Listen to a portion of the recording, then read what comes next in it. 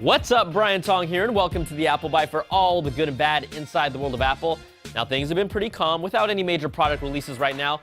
That's why you haven't seen me throw many bad apples lately. But there's plenty of iWatch talk, starting with a report from the New York Times that says Apple is exploring a variety of different charging methods for the iWatch, including induction charging, that's wireless, and other options include solar charging and movement-based charging as well. Now, the iWatch is still expected to have a curved glass screen, like many have reported, and the solar charging layer in the screen could be similar to the laptop patent we talked about last week, but that concept could be years away. Now, battery life continues to be the sticking point according to the report, and Apple already has a patent application for a flexible battery shape, but the goal is still to have a watch that lasts several days between charges. Now, we've seen a lot of different iWatch concepts, but this, guys, could really be the best one yet. And really, the only one that I'd be willing to wear right now. Check this iWatch mock-up from Todd Hamilton that looks like a hybrid between Nike's Fuel Band design and an iPhone. He created an animated video that really made me wet my pants, and there are plenty of still images to show how some of these apps could be designed. Now, this looks amazing, and now all they have to do is work on making one out of platinum or gold and bling it out. Just call it the iBangle, and yes, I know what a bangle is without having to look it up, and I think I'll just revoke my man card right now. All right, in more iWatch news rumors, Apple has also hired a sleep expert from Philips Research. It's another indication that biometrics will be a main focus for the Big A after several recent hires in the medical and fitness fields. The Fitbit, Jawbone Up, and third-party apps are already designed to measure and track your sleep, but it makes sense to integrate that feature onto their own wearable. But that was the biggest issue to me.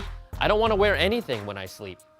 Now, with health being a focus for the Cupertino Fruit Company, 9to5Mac reports that Apple plans to release the next version of iOS with health and fitness tracking integration as its headline feature. Their sources say the iWatch is well into development, but Apple plans for iOS 8 to include an app codenamed HealthBook that will monitor and sort fitness stats such as steps taken, calories burned, and miles walked, thanks to the dedicated M7 chip. The app is also said to manage and track weight loss, even though you can't stand on your phone yet. Vital signs like blood pressure, hydration levels, and heart rate, and other related data points like glucose levels are expected to be a part of it as well.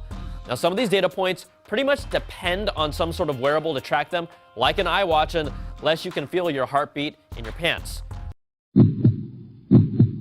So we'll just have to wait and see how this all comes together in this year. Now, Apple is also pushing hard to launch its new Sapphire plant in Mesa, Arizona by February for a critical new subcomponent for use in Apple's consumer electronics, according to documents obtained by 9to5Mac. Apple currently uses Sapphire to protect the iPhone's camera lens, as well as the Touch ID home button, but documents make it clear it's for a new part, and that's why Apple has an aggressive go-live timeline for the plant. Now, earlier in the week, Taiwan's Apple Daily reported that Foxconn had started a 100-unit run of an iPhone with a Sapphire glass display, and a new patent application for an Apple device with the Sapphire display was revealed just a few weeks ago. So, how sturdy is the Sapphire display? Well, it's not invincible, but this Aero Gear test tries to show how durable it is when a concrete brick is dragged over the top. And yes, this isn't a drop or a shatter, but it's an example that it's going to be able to take some of the general punishment pretty well. But really, without a close shot of the damage, the evidence still isn't very concrete. And in your iPhone 6 rumors of the week, Chinese website IT168, a site that I know all of you go to, says their sources claim the next iPhone will have at least a 10-megapixel camera with an aperture of f1.8, an improvement over the current iPhone 5S. It contradicts an earlier report from the China Post that says they'll be using the same camera, but that's why we call these rumors. All right, let's check out the quick bites. iOS 7.1 Beta 5 has been released to developers with a few new tweaks. One feature changes the keyboard to show if the Shift key and cap locks were active. iTunes Radio now includes a Buy Album button next to the individual song purchase.